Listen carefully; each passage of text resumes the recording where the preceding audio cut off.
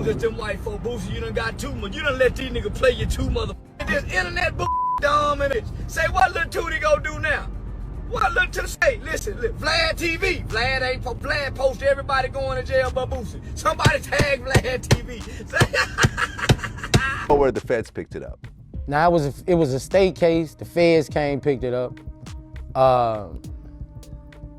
They had a ruling in the Supreme Court that went in my favor, and the case got dropped by the judge. The case got dropped. Boosie Boaz now faces the very real possibility of a decade-long federal prison sentence over his ongoing gun case. Almost immediately after the news broke, Charleston White appeared online, taking the opportunity to publicly mock the situation in a way that drew widespread attention.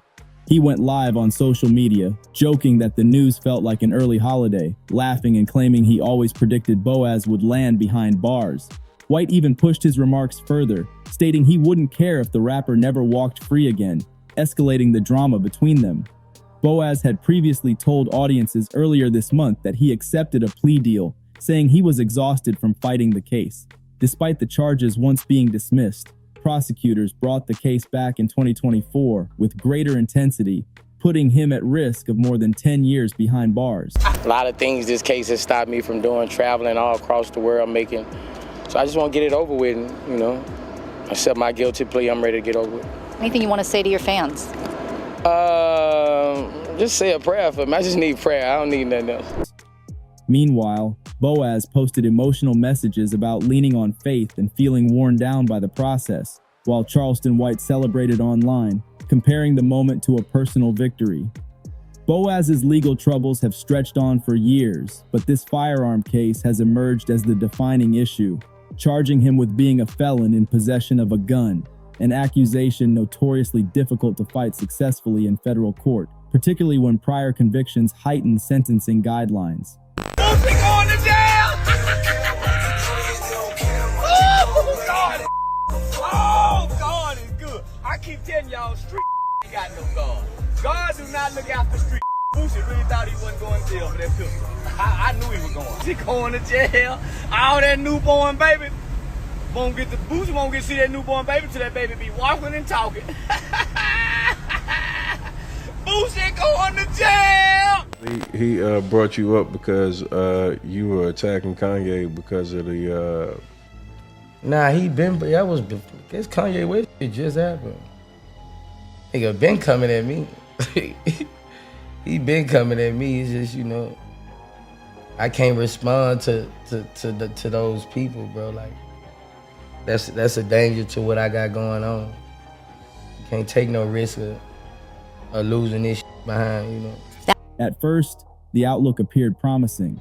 When the case was dismissed in 2023, many believed Boaz had finally escaped the long shadow of legal troubles and could refocus on his music and family life.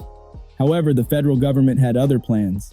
In 2024, prosecutors re-indicted him on the very same charge, essentially declaring, "Nice try, but we're not finished." This marked the turning point where Boaz decided to accept the plea deal rather than continue an exhausting fight in court.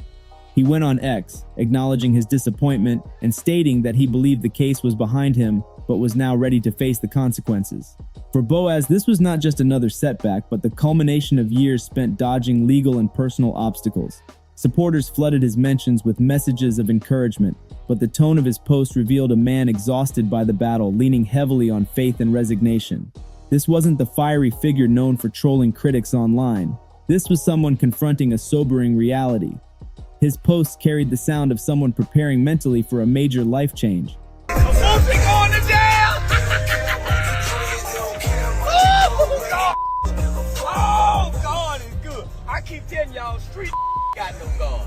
God do not look after street. Boosie really thought he wasn't going to jail for that pistol. I knew he was going. I just was waiting. I wasn't gonna go to trial with it from the dump, actually, but I feel like this the right move for me. I trust in God, Black. Longtime observers know Boaz has survived numerous challenges in Baton Rouge, from criminal cases to health scares, and this new chapter reflects how those years of pressure are converging in one decisive moment, showing the real toll of a decade spent under scrutiny. This time, the situation carries a completely different weight. 10 years is not a minor punishment, and that reality echoed through every message Boaz released online. While supporters rallied behind him, Charleston White took the opposite approach. He went live grinning, confidently claiming he had predicted the outcome all along. Charleston openly stated he never believed Boaz would escape conviction, and now that the sentence appears locked in, he's eager to emphasize it publicly. He even went so far as to say he hopes Boaz never walks free again, an extreme statement even for Charleston. Yet given his history of building an entire persona around provocative commentary and controversial live streams, the remark fit his established pattern. The timing of Charleston's reaction intensified its sting. Boaz had barely processed the sentencing news before Charleston turned the moment into a spectacle, broadcasting it as if it were a comedy routine. Charleston's pattern of targeting Boaz is well known. Every time legal trouble emerges, he appears online almost instantly. This repeated focus has led many observers to question why Charleston seems determined to antagonize him. The tension between them runs far deeper than casual internet trolling. Their conflict dates back to late 2022, when a polarizing moment involving a high-profile public figure's controversial shirt stirred national debate.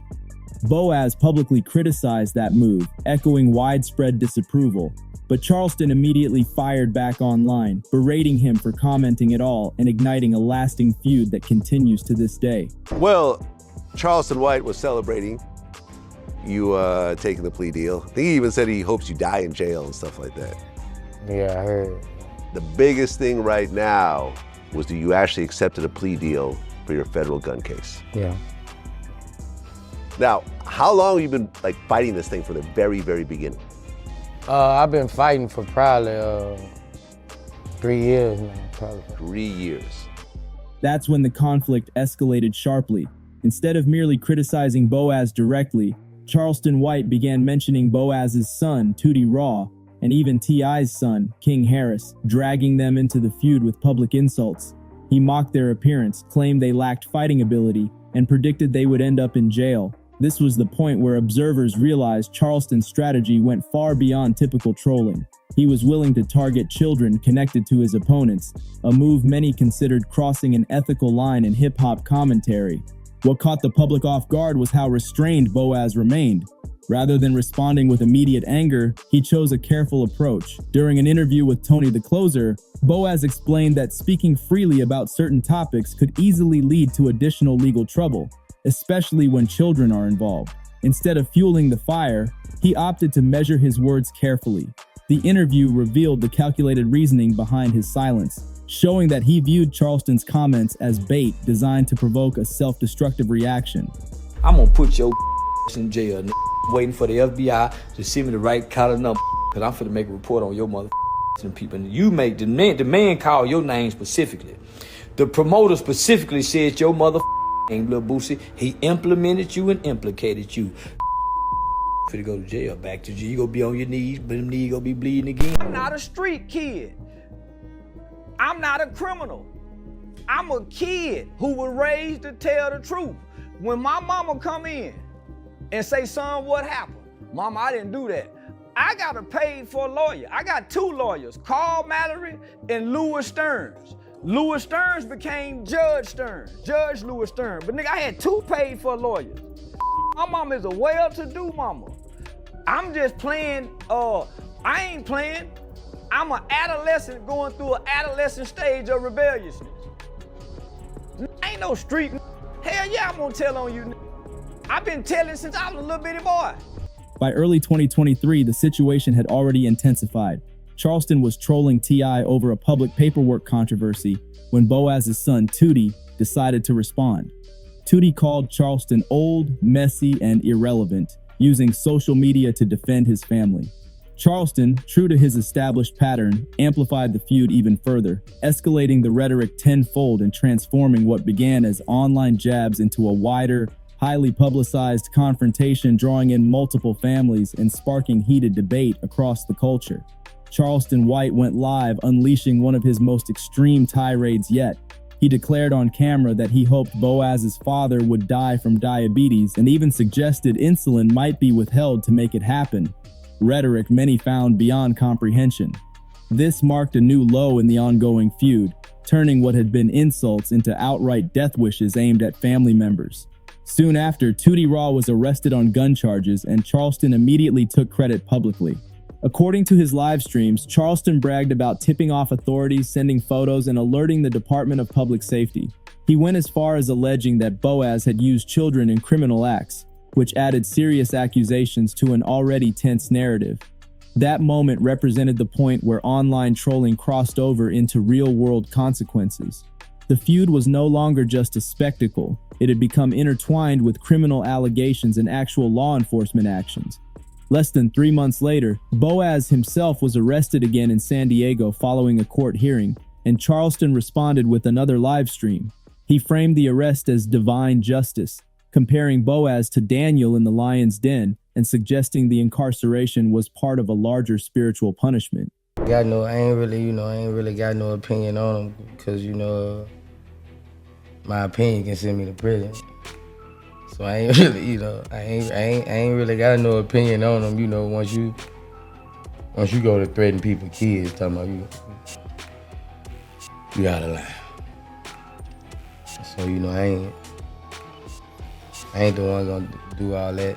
I ain't gonna do all that, you know what I'm saying? It's just, hey, certain people you can't really express opinions on, and he one of those. You can't express how you feel because you might end up in prison.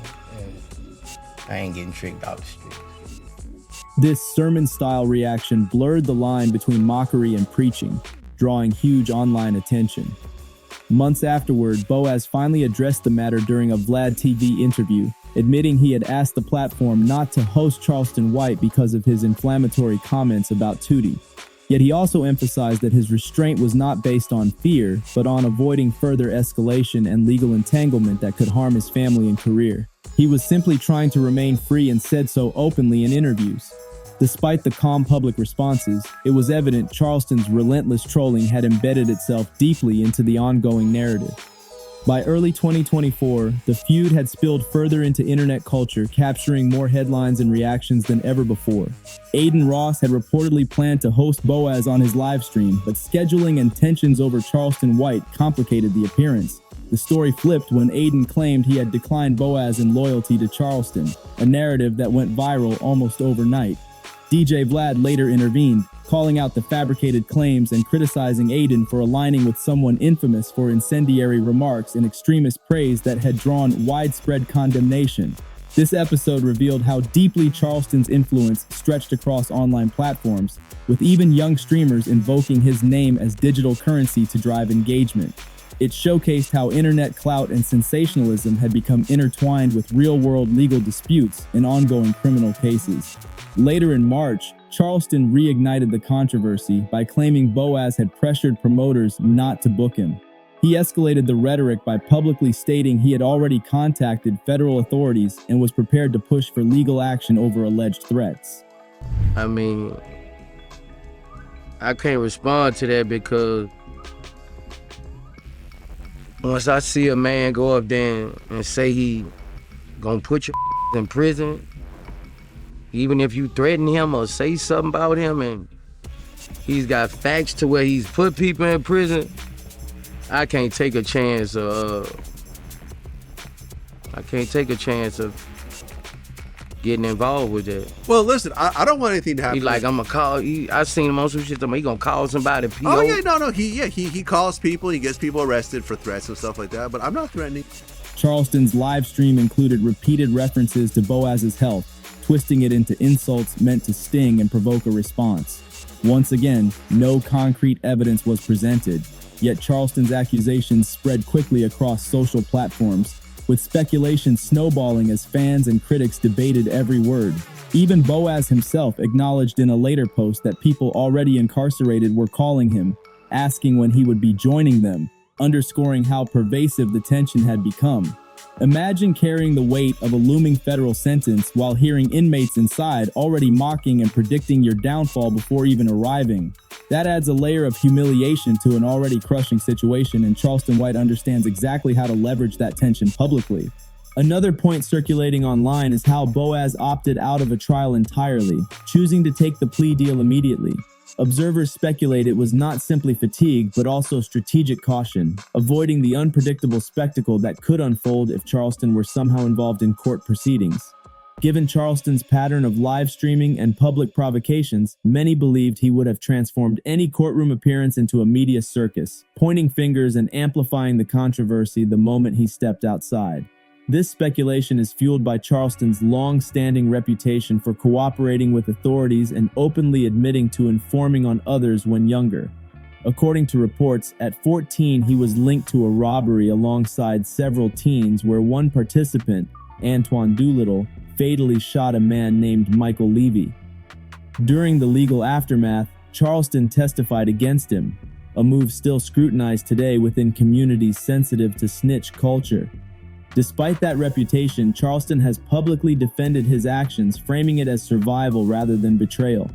In interviews, he said he was young, facing serious consequences, and chose to tell the truth under oath. He maintains that this distinction matters, that his testimony was not about disloyalty but about self-preservation. Here's how Charleston has justified his position in his own recorded statements, framing his testimony as a defining moment that shaped his current persona and online strategy. Recently, footage from Charleston White's old juvenile case resurfaced online, reigniting debates across social media. Viewers accused him of hypocrisy, pointing out that he can't preach about street codes one day and then publicly brag about testifying the next. Clips from decades ago are now circulating everywhere as evidence used to challenge his credibility and question his stance on loyalty. Charleston, however, doubled down, insisting he has never lived by any street code and doesn't care who disagrees. This stance is striking, especially since he regularly criticizes and labels other rappers as rats, while openly admitting his own cooperation with authorities. The contrast has fueled a fresh wave of backlash, pushing people to scrutinize every move in his ongoing feud with Boaz. When you connect the dots, it becomes clearer why Boaz chose to take the plea deal rather than risk a trial. The last thing he likely wanted was a courtroom spectacle where Charleston might appear, testify, or live stream the drama for millions to watch. This is the same man who brags about calling police, setting traps, and turning legal trouble into viral moments. If Charleston had even a minor chance of involvement, the spectacle could have been enormous, complete with jokes, finger-pointing, and online rants right after court. That's why his celebration now feels so personal. To him, this isn't just another legal headline, but the culmination of years of taunting, trolling, and public humiliation. With Boaz now facing the reality of a decade-long sentence, Charleston's gloating is louder than ever. For some, it looks like karma. For others, it's unsettling to see someone celebrate another's downfall so eagerly. The streets are split, with half laughing at Charleston's antics and half waiting anxiously to see if the hammer really drops. If Charleston is this vocal while Boaz is still technically free, imagine the chaos and circus he'll create if sentencing actually comes down. It would mark a new level of online spectacle, blending legal drama, hip-hop culture, and internet trolling like never before. Make sure to like this video, subscribe to the channel, and turn on notifications so you never miss the next update. More breaking stories, deep dives, and industry coverage are coming soon. You won't want to miss what's next.